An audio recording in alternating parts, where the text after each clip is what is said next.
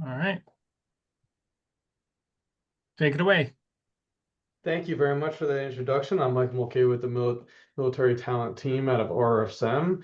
Essentially, my responsibilities are covering talent acquisition, talent attraction, marketing, policies, procedures, benefits, all to military affiliated talent. Once we bring them into the firm, then we offer them an additional support metric. Um, Through our Valor Experience team, and then also through our employee network group called Valor. This here is my information. So if you wanted to scan and connect with me on LinkedIn, that's the bottom left in the blue box. I'm an Air Force veteran and I hold a few degrees. Hopefully some of them doing me any good. But we also have our military website, so you can scan that QR code as well. And then our career site, you can get to the career site through our military website, but that's an easy QR code to go to our careers that are open. Um, this is going to be something that you may or may not have seen before, and I hope you just get some nuggets out of today's course. At the end of the day, this is the accumulation of being in the military talent arena for over 18 years, and then the live, real information that's going to give you some really good information on how to build out your resume and how to align it with the job. And so both those things are vitally important. I included in the chat a resume template, and I'm going to tell you why that template speaks the best to the recruiters and the hiring leaders as we go along. But feel free to interrupt, come off mute if you have any questions throughout the program today. All right, RSM. Who is RSM? Well, pretty big in your area. We are based out of Chicago, but our second biggest office is Minneapolis, Minnesota. And then we have 85 offices in the United States, and we're in 120 countries, so we're a global operation. We focus our attention on assurance, tax, and consulting, but we also have other opportunities in internal working, in our cybersecurity, supply chain, financial management, or human resources operations. Um, Something that's cool about our benefits that we just updated as of this year is that any Guard or Reserve individuals who also work at RSM will receive full pay for the first 90 days while they're on orders. They also receive full benefits. Now, the change came from gap pay. So normal corporations, they will meet you halfway, right? They'll make you whole at the end of the day, so that way you don't have any loss of pay. We decided that we would rather pay you fully for the first 90 days and then do gap pay afterwards, so that there's no inconsistency on your pay and you don't lose any type of pay or benefits, and also to help support you in the mission that you're serving. Okay, here's a few QR codes. These are good transition resources. You can take a picture with them. You can take a snapshot, whatever you need to do. You can take a picture of any of these slides. Feel free. But these are really just to help you kind of use it as a resource to kind of figure out like, oh, well, I was in security forces and now I want to be a recruiter. Well, that's a big jump, right? But that's my story, so it can be done. So you can use these resources to help kind of gain some more information. All right, so how are we going to structure our resume? And the resume template is very fluid, but it's very direct. So it's not necessarily time for storytelling, but it is time for concise, direct information. Because who is going to see this first? The recruiter is going to see this first. Now, a smaller firm will have HR wearing two hats or maybe multiple hats, where they will go through and look at resumes and they'll do the whole hiring process. Larger firms have recruiters. RSM currently has 150 recruiters on its staff, and we're willing and welcoming everyone that can apply. Now, back to the resume. Keep it concise, 1 to 2 pages on your experience. If it's past 10 years, don't bother with it. If it is something that is insignificant and it's at that 10-year or 8-year, I'll give you an example. When I got out of the military, I worked at Chili's. Is it on my resume? No, because I was the worst server they had. I can guarantee you that. But it's not on my resume. It's irrelevant to what I'm trying to do as far as like go after another role. But starting at the top, the number 2 icon right there is going to give your top item, top light item, your name, your email, your location, phone number, LinkedIn profile. Make sure that your LinkedIn profile is clickable. You really want to make sure that that thing is accurate and it doesn't go to like LinkedIn 404 or something like that, an error code or something like that, which happens all the time. Because the recruiter is going to be looking at the LinkedIn profile to see if things match, if you have any more information that they can dig into. For instance, if there's some things not on your resume, like softwares or different type of certifications that you forgot to mention on your resume, they'll look at that, and they'll look at your general profile. So also, if you are a military spouse, or a military veteran, this is the place to put that. Okay, and I call out military spouses directly because there is not a way for us to see you as a military spouse applying to RSM.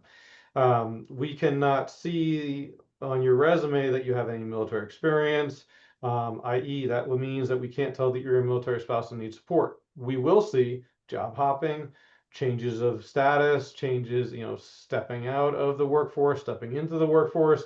And generally speaking, that is a term that recruiters and talent professionals kind of push to the side and move on to the next candidate. So you don't want to be pushed to the side. The goal behind this resume is to get you onto the call with a recruiter. Some people call it interviews. I just think of it as a call or a pre-screen call. But then the next goal is to get in an interview stage. Okay, moving on to number 3, professional summary. 2 to 3 sentences, no longer. Just giving your highlights of your key skills and your experience and related to the job. Okay, so if you want to talk about your basket weaving career, that's fantastic if you're going to seek that job. But if you're looking to be a cybersecurity analyst, basket weaving is not appropriate. Okay, so then after that, move down to skills and tools. Why is this up at the top? Most people put it at the bottom of their resumes. It's there because the recruiters have about 90 seconds to look at your resume. That's it. And in today's market, it's an oversaturated market with all the layoffs that are happening at very large organizations and through the U.S. government. So it's more imperative for you to have the information to the point very quickly at the top of your resume so the recruiter doesn't have to do 16 scrolls in order to get to the information they need. They generally are looking for 3 to 5 things. 2 or 3 of them are going to be listed under the software. So if you have softwares and tools, you worked with Jira, you worked with MS Project, you worked with Microsoft D365, even if you just worked with Microsoft Office like Excel, put that on there. Because they're going to want to look at the capabilities that you have, and also if you're able to kind of transition into the firm and you have the ability to be knowledgeable of those softwares that we use. In addition to that, if you have something that's military affiliated, let's just pick the Army, right? So we have Army 365. Okay, that's their version of the D365, the Microsoft product, right? And it happens all the time where the Army will reach out to Microsoft and say, I need our software just for us, and it needs to be just like this. Okay, cool. But is it just like D365? Absolutely. So what you'll do on your resume is you'll indicate Army 365, and in parentheses, you'll put Microsoft D365. So you're getting that view on your resume. You're not falsifying your resume. You're just getting that view that's relatable to the job description. This is the first marrying of the job description. Okay, so what you want to do is you want to be able to relate to it quickly. Now, is it exactly the same? Probably not, but it's close enough where that you would have knowledge and would have the ability to move forward with it. Education and certification should be next down on your list. Very important to put those on there. Now, if you have been out of the military like I have, I've been out for 20 years. So I usually put that underneath my education and certification. You always can put it all the way to the bottom, as well as your last experience beyond 10 years. But feel free to put it in there, military service, and then type in what you kind of did and how many years. If it's longer, then obviously just put it as part of your experience. Okay, next up is going to be matching the job description. So we're going to take the resume that I put into the chat, and it's going to say, after the certifications education, it's going to say key skills section, and then it's going to have you write out how your key skills directly correlates with the job description. Very important. So AI, does anybody hear of AI recently? Yeah, heard of it? Okay. So Microsoft Copilot, ChatGPT, right? All those good tools, they're only as good as a human being is reviewing it. However, they are good research tools. And what I'll say is that part of your resume building process should be the utilization of AI in some component, which it could be as easy as taking the job description, putting it into Copilot, and just asking it to pull out the hard skills. Now, it's not 100% accurate all the time, trust me. However, it's going to pull out some really good hard skills that kind of deludes all the minutia that's in the job description and all the flowery words that we put in there. So there's a chance for you to kind of get that quick information really easily and then put it in your key skills section if you have it. And then you can kind of move on and describe how you have that experience. Say you had experience working with Microsoft. Let's use MS Project. Okay. Well, you want to list out what your experience was, what your KPIs were, how did you use the system, and if that's the key skill that you need for the job, then you have it right away. Okay. So then you're going to move on to adapting military titles. So I see a bunch of this. So I'm giving you the first-hand glance at what I see. We see chairman of the board. We see CEO. We see president. We see everything under the sun as far as these really lofty titles. Now, they're good for titles. If you were a colonel, if you were a general, whatever it might have you, and you were acting in the capacity of a CEO, that's totally cool if you're going to go apply for a CEO position. But if you call yourself a CEO and you're going to be looking to apply for a project manager position, you're going to get opted out. And the reason why is because you just titled yourself out. They are going to have some functional questions for you why a CEO wants to be 10 levels down to a project manager, right? And so you'll get opted out quickly. So you want to make sure that your military roles are first translated into civilian terms, and there's plenty of programs, and one of which is a couple slides ago that we used. But adopt your military titles. Please remove anything like 3PO 6789 Alpha. Okay, I don't even know what that is, right? So we don't need it on the resume, and I am a military guy, right? So, but you want to be able to explain out on your resume about your titles, and it wants to speaks to the job description to which you're applying for. Now, the resume template I gave you, you can fill out just about every single piece of it and interchange the key skills section. So it's really, really easy to interchange back and forth. Now, what I will say is that translating military experience, this one's kind of touchy, right? However, you want to remove all war fighting out of your resume. And you're probably thinking, well, I did war fighting and I'm proud of it. And I am proud that you did that as well. However, we have unconscious biases against us. They're already against us about how many tours did we do? How many people did we hurt or kill?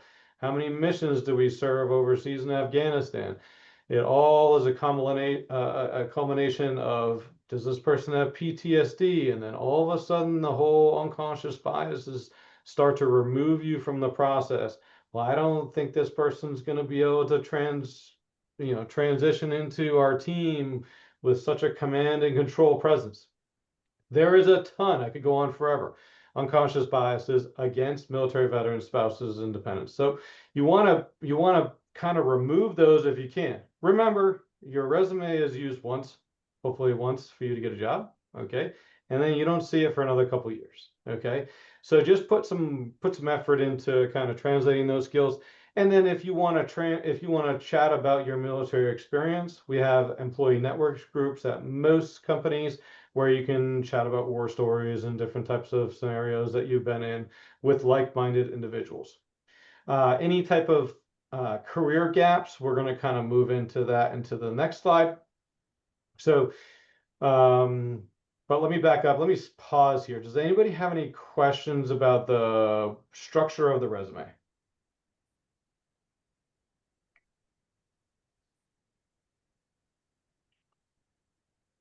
No, no dumb questions, by the way. I've heard them all. Okay. Stop me if you need me. All right, let's move on. Any managing employment gaps? Okay, so say you had an internship, say you had a chat with the Eagle Group, right? And you're doing some type of career development with them. Hiring Our Heroes, Veterans British Home, 4 Block. These are just a couple of VSOs that we work with. Student Veterans America is another one as well. It's not on this list. But state and local government, the mission, technical schools. If you took a course, if you took one single course that lasted a month, put it on there. You would rather have it there than gaps in your resume because the recruiters are trained to see, well, start and stop time has a gap of 6 months or even longer. What were you doing during that time frame? And so if we have 1,000 candidates and they're reviewing your resume and they feel iffy about it, they'll just move on to the next candidate. You don't want them to do that. You're aiming for the yes. You're going to get a bunch of no's, but you're going for the yes. Okay. All right, there's a shift, right? And this is for people that just got out mostly. But also this is good information for our veterans and spouses and dependents. But you go from being mission ready, you're going to be humble, you're going to follow the preset orders and career paths, you're going to obey, you're going to do exactly what they say, and everyone's going to tell you where you should be, when you should be doing it, and how you're going to do it, right? Well, you translate that into the transition of going into the civilian terms, into our companies. You have to be focused on the goals and the values. You have to kind of demonstrate your skills and your strengths and drive your own career. You're going to want to be that person who is the get stuff done situation, but also you can't be waiting for orders, right? You're going to have to kind of be dynamic enough to find time in a project or jump onto another project and be independent and really kind of drive your career forward.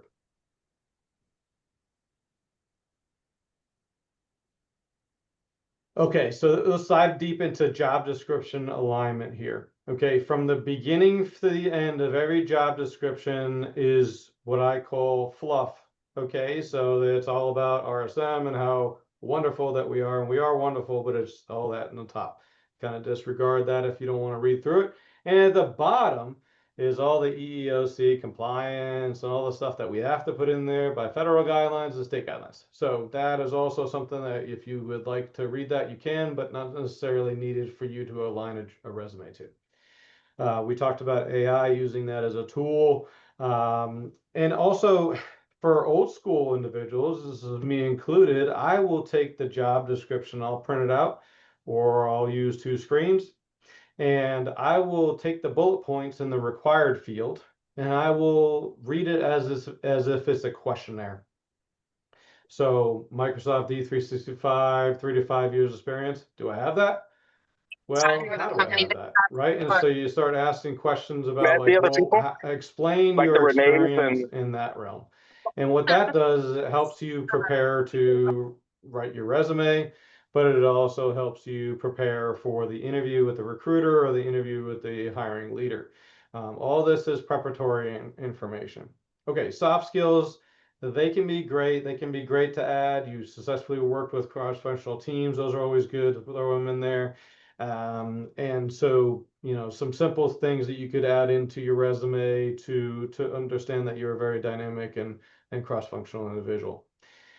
So this is an important one, okay? Are you able to do the job and have experience doing the job? Then you should apply, okay? If you really want to do that, like I want to be a garbage collector when I grow up. Well, I've never done that before and don't have any experience. Maybe I shouldn't apply, okay? Even though that job I think I could do. But I don't have any experience, not a lick. I don't even have a CDL. So I cannot do that job. I do not have the experience to it and I shouldn't apply. If you apply, you're setting yourself up for unrealistic expectations. And you don't need any more no's than you already have. So you want to really look at things that are truly aligned with your experience, and it can be translatable experience. So if you were a logistician in the Army, well, that is translatable to a project manager very easily. Okay, so there's a lot of things that you can do to translate your experience into the civilian terms. I do have on here a quick fact for any of our lovely females in the audience here. This is a fact. I didn't make it up. I promise you. I even put the information there so you can go look it up yourself. But women tend to not apply if they don't have 100% of the requirements. Is that wrong? Absolutely 100%. We are only hiring for 3 to 5 of those requirements, so why would you need all of them?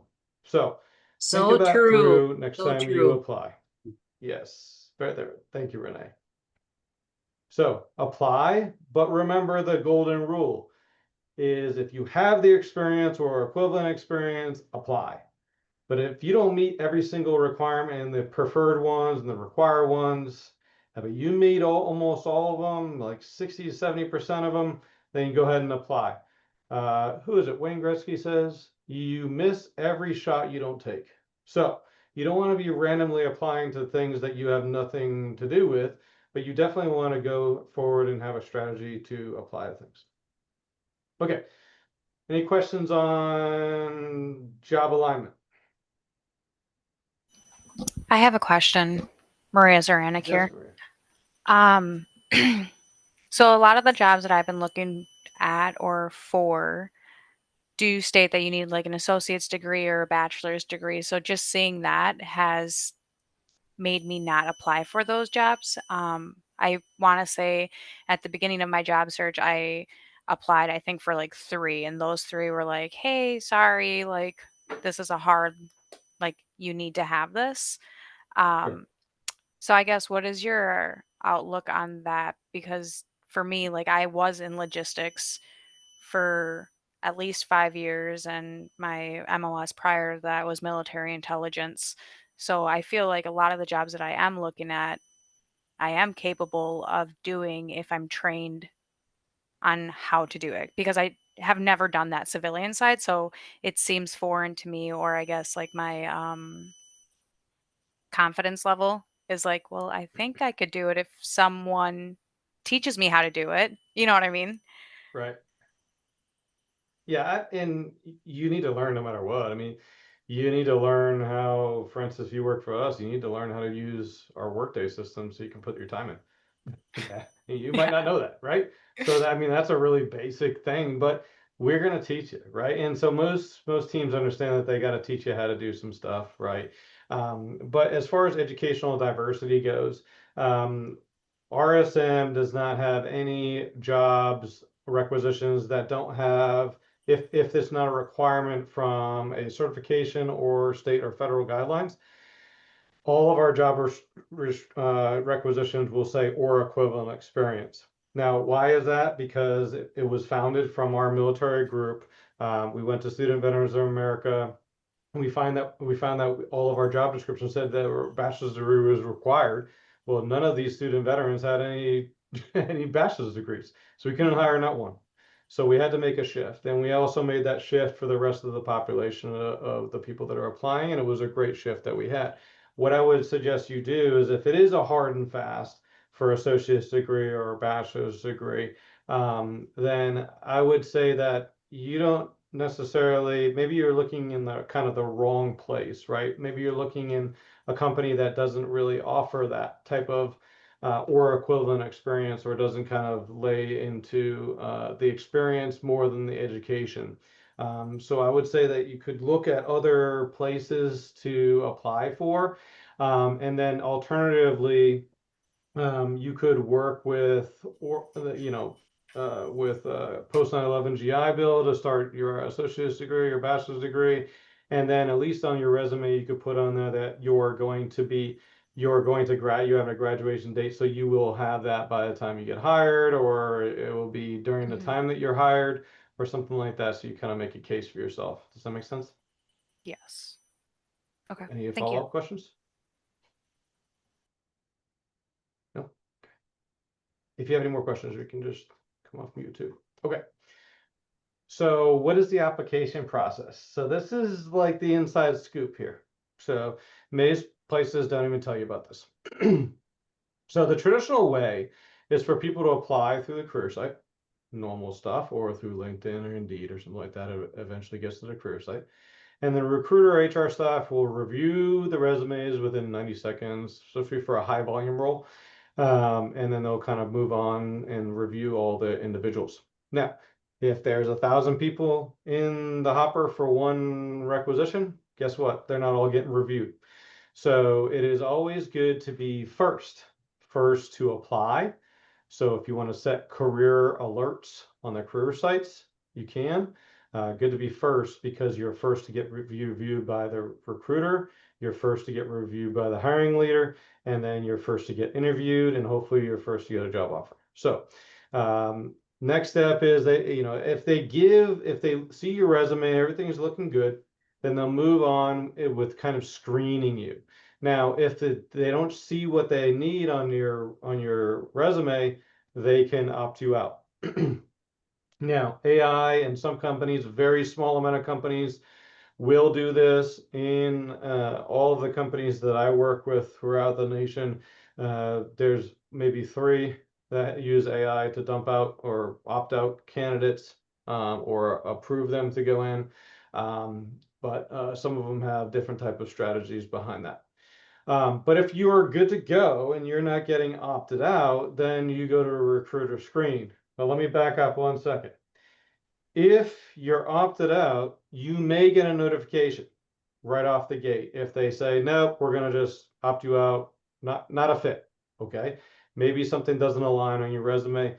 They may opt you out and you get an automated message. Now, if you're 999 out of 1,000 candidates and you didn't get reviewed, you could sit in the applicant tracking system. We use Workday. You could sit in that system for up to 3 months. The reason being is because the selected individuals, the one who were reviewed and moved on into the recruiter screen, and then hopefully moved on to the submitting to the hiring leaders, and then the chosen individuals to go to the interviews. That could take between 1 month and 3 months. So it depends on how many candidates are being interviewed. It depends on how many interviews are set up, and it depends on if they found the first group good and that they want to move forward with an offer on the first 10 usually group. So you could hold into that section for 3 months. And some systems like Workday won't let you opt out, won't give you an automatic opt out until the person starts. So that's where it could be that 3-month time frame. So if you haven't heard from anyone in the first couple weeks after applying, don't be alarmed that you might get reviewed at some other point, but you should kind of move on and put it in the back of your mind, like, oh, if they come, they're looking for me, if they're calling me, then you'll be surprised and you'll be elated. But if they don't, then you just kind of move on to the next role that you're kind of chasing after. Okay. So recruiter screen, they're going to ask you questions that are coming from the job description directly. They're going to test your abilities to communicate back and forth.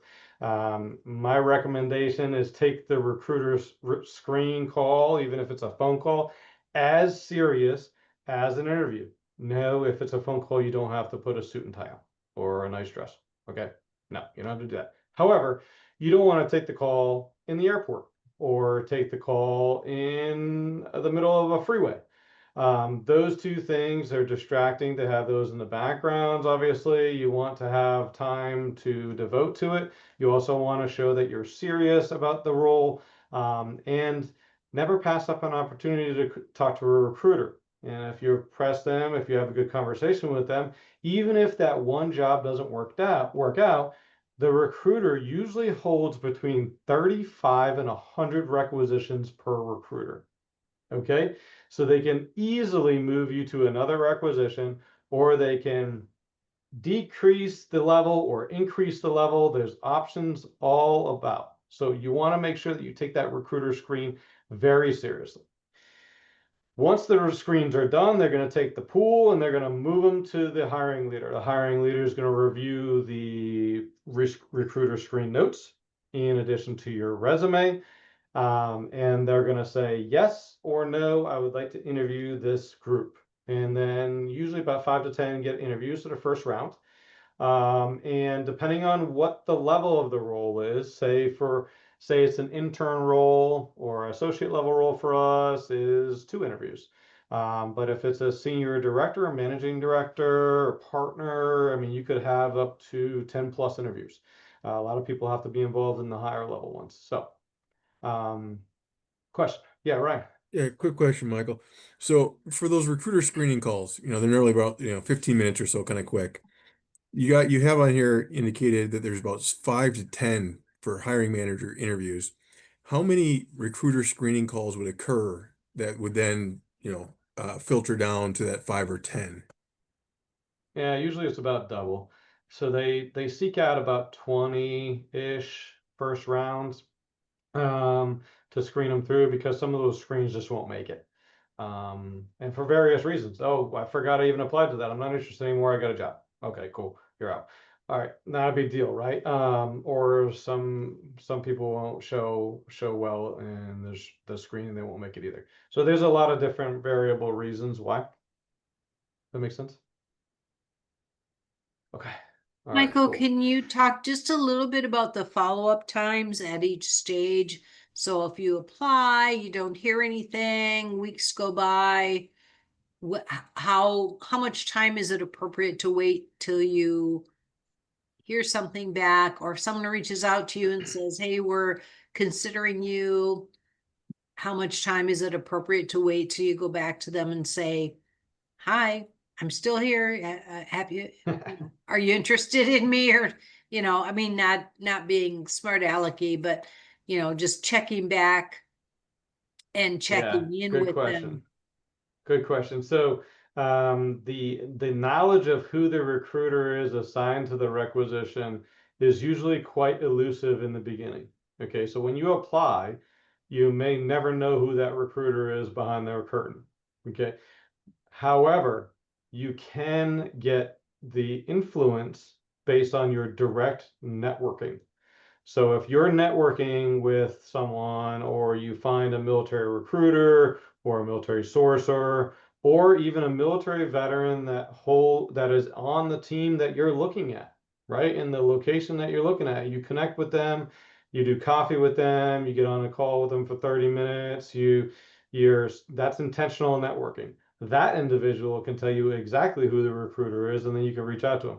Or they can reach out to the recruiter, which is even better, and they can say that you're a referral of theirs because you're a colleague or knowledgeable or in the referral land.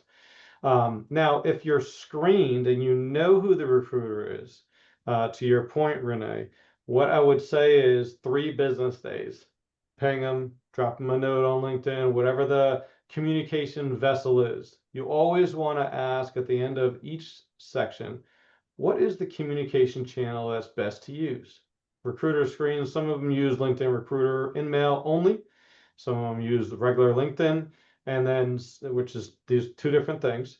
And then some of them use email. So how would you like to converse about the next steps.